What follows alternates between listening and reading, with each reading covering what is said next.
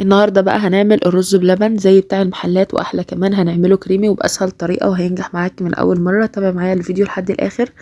اول حاجه بجيب حله فاضيه وبنزل فيها بكوبايه من الرز المصري مغسول ومتصفي كويس. بعد كده بنزل عليه باربع كوبايات من الميه.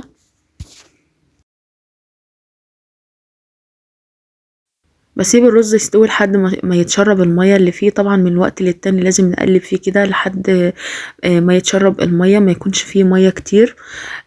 طبعا احنا مش بنسويه تسوية كاملة لان هو هيكمل بقية التسوية بتاعته في اللبن.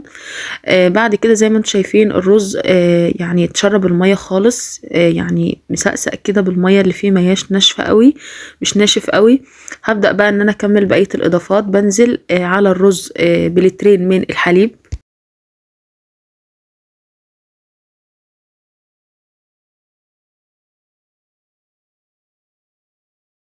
بعد كده بسيب الرز يغلي مع الحليب وبقلب من كل فترة للتانية، يعني لازم ايديا تكون فيه علشان ما يلزقش في الارضية. بعد كده بحط السكر بتاعي وطبعا حسب الرغبة، ورشة صغيرة جدا من الملح علشان تظبط الطعم.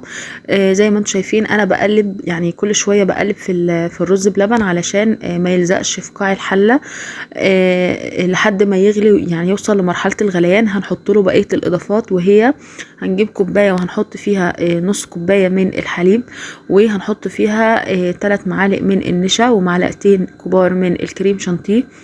طبعا يا جماعة الكريم شانتيه هيخلي طعم اللبن غني وهيخليه كريمي. هنقلب كده المكونات دي مع بعضها. وطبعا هنحط له كمان باكت من الفانيليا. طبعا احنا هنحط النشا والكريم شانتيه لحد يعني في اخر مرحلة خالص، قبل ما نطفي على اللبن بشوية. يعني وهو ما خلاص كده اللبن الرز بلبن دخل في التسوية، هننزل بالكريم شانتيه علشان يربط في الاخر. هنا انا حطيت باكت الفانيليا وحطيت وهنزل بقى بالمكونات ديت على الرز بلبن. طبعا هو كده خلاص كان استوى وكان بيغلي. هنزل بقى باخر اضافة وهي النشا علشان الرز بلبن يربط زي طريقة المهلبية بالظبط. هقلبه كده وبعد كده بقى هطفي النار. طبعا لما الاقي القوام بدأ يتقل هطفي النار على الرز بلبن وهبدأ بقى اغرفه في الاطباق بتاعتي. بعد ما بنغرفه في الاطباق بسيبه بره يبرد شويه، يعني لحد ما يبرد ويربط كده. وبعد كده بحطه في التلاجة. طبعا انتوا ممكن تزينوه باي حاجه تحبوها، ممكن تزينوه بزبيب وبشر جوز الهند، ممكن تزينوه باي نوع مكسرات انتوا تحبوه. انا غرفت كل الكميه في الاطباق الازاز اللي انتوا شايفينها دي. وبعد كده عملت طاجنين. الطاجنين دول انا هدخلهم الفرن، رشيت عليهم رشه سكر ودخلتهم تحت الشوايه، خدوا اللون الجميل اللي انتوا شايفينه ده.